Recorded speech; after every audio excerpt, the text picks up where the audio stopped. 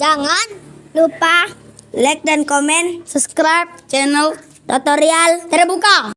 Oke, selanjutnya kita masuk ke soal nomor 14. Untuk capaiannya menerapkan hukum kekekalan momentum linier pada tumbukan yang bersifat elastik sempurna maupun tidak elastis sama sekali. Soalnya itu pilihan berganda dengan tipenya itu sedang. Nah, di sini sebelum kita masuk ke soalnya, kita akan coba review dulu terkait dengan hukum kekekalan momentum. Jadi di sini kita coba tulis ya, hukum kekekalan momentum. Jadi maksudnya apa nih hukum kekekalan momentum? Jadi momentum awal itu sama dengan momentum akhir. Gitu. Misal ada dua benda ya, ada dua benda misalkan. Di sini tuh ada benda 1, terus ada benda 2 ya. Jadi di sini momentum benda 1 awal ditambah dengan momentum benda 2 awal itu sama dengan momentum benda 1 akhir ditambah dengan momentum benda 2 akhir. Gitu. Jadi ini merupakan hukum kekekalan momentum. Terus juga di sini kan terjadi tumbukan ya. Jadi nanti ada 3 macam tumbukan. Jadi yang pertama nanti itu elastis sempurna atau lenting sempurna. Terus yang kedua ini elastis atau lenting sebagian. Terus yang ketiga ini itu tidak elastis sama sekali. Nah, jadi apa nih bedanya dari ketiga macam ini? Kalau elastis sempurna berarti tidak ada energi yang hilang. Terus kalau yang kedua elastis sebagian itu ada energi yang hilang. Terus kalau yang ketiga tidak elastis sama sekali, maka kedua benda itu akan menyatu. Terus di sini kalau elastis sempurna nanti koefisien restitusinya itu sama dengan 1. Kalau elastis sempurna. Terus kalau elastis sebagian koefisien restitusinya itu berada di antara nilai 1 sampai 0 ya. Terus kalau tidak elastis sama sekali nanti koefisien restitusinya itu sama dengan 0. Gitu. Nah, terus persamaan dari koefisien restitusi ini, persamaannya itu kayak gini. E itu sama dengan minus buka kurung V2 aksen dikurang V1 aksen. Jadi kecepatan akhir dari benda 2 dikurang kecepatan akhir benda 1 dibagi dengan kecepatan awal benda 2 dikurang kecepatan awal benda 1 gitu. Sekarang kita masuk ke soalnya. Di sini masuk ke soal nomor 14. Soalnya 2 bola bermasa M1 sama dengan 2 kg dan M2 masanya 3 kg. Jadi di sini kita diketahui M1-nya sama dengan 2 kg, terus ada M2-nya sama dengan 3 kg. Bergerak pada satu garis lurus. Bola pertama bergerak dengan kecepatan 5 meter per sekon ke arah kanan. Jadi di sini V1-nya sama dengan 5 meter per sekon. Sedangkan bola kedua bergerak ke arah bola pertama dengan kecepatan minus 2 meter per sekon. Jadi di sini V2-nya sama dengan minus 2 meter per sekon. Jadi di sini tuh ada bola 1 ya yang bergerak ke kanan. Ini V1, terus di sini ada bola kedua, ini bergerak ke arah kiri ya. Makanya di sini tandanya minus kecepatannya. Jadi minus 2 meter per sekon. Terus yang ditanya yang A, setelah tumbukan lenting sempurna terjadi berapa kecepatan kedua bola? Jadi di sini tuh lenting sempurna, maka V1 aksen dan V2 aksennya itu berapa? Gitu. Terus yang B, jika tumbukan yang terjadi tidak lenting sama sekali, berapa kecepatan akhir tumbukan? Tuh, sekarang kita coba jawab ya. Kita jawab di sini. Nah, karena di sini ada tumbukan, maka nanti kita akan menggunakan hukum kekekalan momentum. Jadi hukum kekekalan momentum tadi, momentum awal itu sama dengan momentum akhir. Nah, di sini jadinya P1 ditambah P2 itu sama dengan P1 aksen ditambah P2 aksen gitu. Nah, P ini kan momentum ya. Masih ingat gak? Momentum itu sama dengan M dikali V gitu. Jadi di sini P1 itu sama dengan M dikali V. Ingat ya, M-nya itu M1, V-nya V1. Ditambah P2. P2 berarti M2 dikali V2. Terus P1 aksen berarti M1 dikali V1 aksen. Gitu, ditambah P2 berarti M2 dikali V2 aksen. Gitu. M1 nilainya itu 2. Terus V1 nilainya 5. Jadi di sini 2 dikali 5. Ditambah M2 nilainya itu 3. Terus V2-nya minus 2. Jadi di sini itu 3 dikali minus 2. Yang ini M1 nilainya 2 dikali V1 aksen ditambah M2 nilainya 3. Jadi 3 V2 aksen. Terus ini tinggal kita kali terus dijumlahin ya. Kita coba tulis di sini. Jadi 2 dikali 5 hasilnya 10. 10 terus 3 kali minus 2 hasilnya minus 6.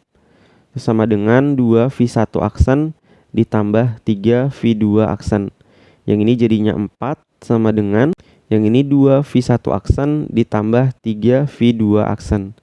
Nah, jadi di sini kita dapat persamaan 1 ya. Ini kita jadiin sebagai persamaan 1 gitu. Nah, karena tujuan kita ini kan mencari ini ya, mencari V1 aksen, mencari V2 aksen. Kalau kita punya satu persamaan, ini masih kurang. Jadi kita butuh minimal 2 persamaan untuk menghitung 2 variabel yang kita nggak ketahui ini, V1 aksen sama V2 aksen. Terus persamaan apa nih yang bisa kita gunakan untuk mendapatkan persamaan 2 gitu. Jadi kita pakai koefisien restitusi. Nah, persamaan koefisien restitusi tadi udah ada ya di slide sebelumnya. Jadi E itu sama dengan minus V2 aksen dikurang V1 aksen dibagi dengan V2 dikurang V1 gitu. Nah, di sini E-nya karena ini itu merupakan lenting sempurna, ya kan? Lenting sempurna, maka E-nya tadi nilainya 1 ya. Jadi di sini ada catatan kalau lenting sempurna atau elastis sempurna E-nya sama dengan 1. Jadi di sini E-nya kita ganti 1 dikurang, terus yang di atas ini kita tulis ulang V2 aksen dikurang V1 aksen. Itu yang bawahnya V2 itu minus 2 dikurang V1 itu nilainya 5. Ya kan? Jadi di sini 1 sama dengan yang atasnya kita tulis ulang V2 aksen dikurang V1 aksen dibagi sama minus 2 dikurang 5 hasilnya minus 7. Minusnya bisa kita coret. Terus 7-nya bisa kita kali ke sana. Jadinya kita di sini punya persamaan ini ya. Jadi 7-nya saya kali ke sana jadinya 7 sama dengan V2 aksen dikurang V1 aksen gitu. Jadi ini kita jadiin sebagai persamaan 2. Gitu. Nah, ini fisikanya udah selesai, tinggal kita masuk ke matdasnya ya. Jadi kita bisa eliminasi ya, eliminasi persamaan 1 dan persamaan 2 ya. Dan persamaan 2. Nah, persamaan 1 ini ya, ini saya tulis ulang tapi saya nulisnya dari sini ya. Dari 2 V1 aksen ditambah 3 V2 aksen sama dengan 4. Jadi saya nulisnya gini. 2 V1 aksen ditambah 3 V2 aksen sama dengan 4 gitu. Nah, terus ini juga saya tulisnya kebalik ya. Karena ini itu V1 duluan, saya nulisnya dari V1 duluan ya. Jadi di sini ada minus V1 aksen ditambah V2 aksen. Jadi ini itu yang ini ya. Cuman saya penulisannya saya balik, V1 aksennya saya taruh di depan gitu. Kayak gitu ya. Jadi jangan bingung bagian yang ini. Terus sama dengan 7 gitu. Nah, ini kita eliminasi. Nah, tapi kalau kita pengen mengeliminasi di sini tuh nggak ada variabel yang bisa kita eliminasi.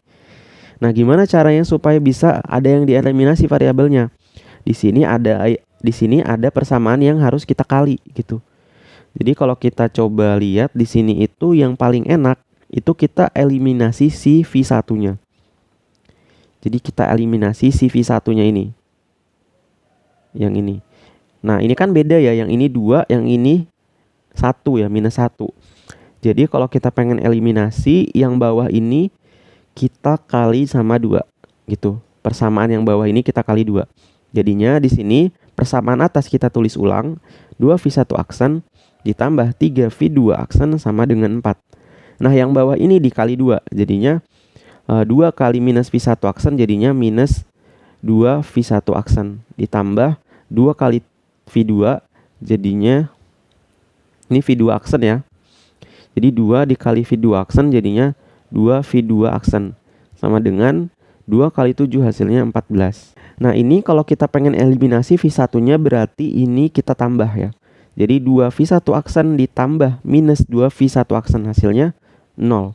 Yang ini tinggal kita jumlahin 3V2 aksen ditambah 2V2 aksen jadinya 5V2 aksen. Sama dengan 4 ditambah 14 hasilnya 18. Jadi V2 aksen itu sama dengan 18 dibagi 5. Jadi V2 aksennya sama dengan 3,6 meter per sekon. Jadi kita udah dapat V2 aksennya. Selanjutnya tinggal kita hitung V1 aksennya. Nah caranya gimana? Nah caranya kita masukin nilai V2 ini ke persamaan 1 atau ke persamaan 2. Kalau kita pengen lebih mudah, di sini kalau kita lihat antara persamaan 1 sama persamaan 2, yang paling mudah itu persamaan 2 di sini. Jadi persamaan 2 itu kan kalau kita tulis ulang ya. Kita tulis ulang di sini tuh 7 sama dengan V2 aksen dikurang V1 aksen gitu. Karena yang kita cari V1 aksennya saya pindahin ke kiri, terus 7-nya saya pindahin ke kanan. Jadinya V1 aksen itu sama dengan V2 aksen dikurang 7. Jadi tinggal kita masukin V2 aksennya itu nilainya 3,6 dikurang 7. Hasilnya jadinya minus 3,4 meter per sekon. Jadi ini hasil dari V1 aksennya. V1 aksennya tadi nilainya sama dengan minus 3,4 meter per sekon gitu. Jadi setelah tumbukan benda si M1 ini bergerak ke arah kiri gitu, sedangkan benda M2 ini bergerak ke arah kanan. Ini V2 ya teman-teman, ke arah kanan gitu. Jadi ini untuk jawaban yang A. Selanjutnya kita akan menjawab bagian yang B. Di sini jika tumbukan yang terjadi tidak lenting sama sekali, berapa kecepatan akhir setelah tumbukan?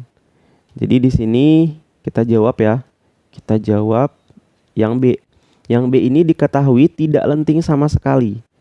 Nah, kalau tidak lenting sama sekali, berarti setelah tumbukan ya.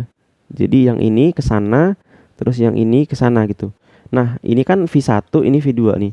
Setelah tumbukan, kedua benda ini tuh akan menyatu gitu. Gitu ya. Jadi kedua bendanya itu menyatu karena tidak lenting sama sekali nih. Karena tidak lenting sama sekali, maka setelah tumbukan kedua benda akan bersatu. Sehingga nanti hukum kekekalan momentumnya jadi kayak gini. Jadi momentum awal itu sama dengan momentum akhir. Nah, di sini momentum awalnya masih sama ya. Jadi di sini P1 ditambah P2 sama dengan P akhir. Momentum akhir. Nah, kalau P1 itu kan M1 dikali V1, terus P2 itu tadi udah ada M2 dikali V2. Nah, momentum akhirnya M1 ditambah M2 gitu. Karena menyatu ya. Jadi masanya itu dijumlahin dikali sama kecepatannya. Gitu. Nah, di sini M1-nya udah ada nilainya itu 2, terus V1-nya 5, terus ditambah M2 itu nilainya 3, terus dikali V2-nya itu minus 2 ya. Di sini minus 2 sama dengan di sini M1 itu 2, terus M2 itu nilainya 3 dikali V. Jadi ini sama dengan ini 10 ditambah minus 6 sama dengan 2 tambah 3 5V gitu.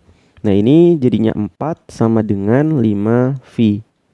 Jadi di sini V itu sama dengan 4 dibagi 5. Ini kalau kita hitung hasilnya menjadi 0,8 meter per sekon. Jadi kecepatan akhir setelah tumbukan adalah 0,8 meter per sekon gitu. Jadi ini jawaban yang B. Kalau teman-teman ada pertanyaan bisa teman-teman tanyakan di kolom komentar. Saya tutup videonya. Wassalamualaikum warahmatullahi wabarakatuh.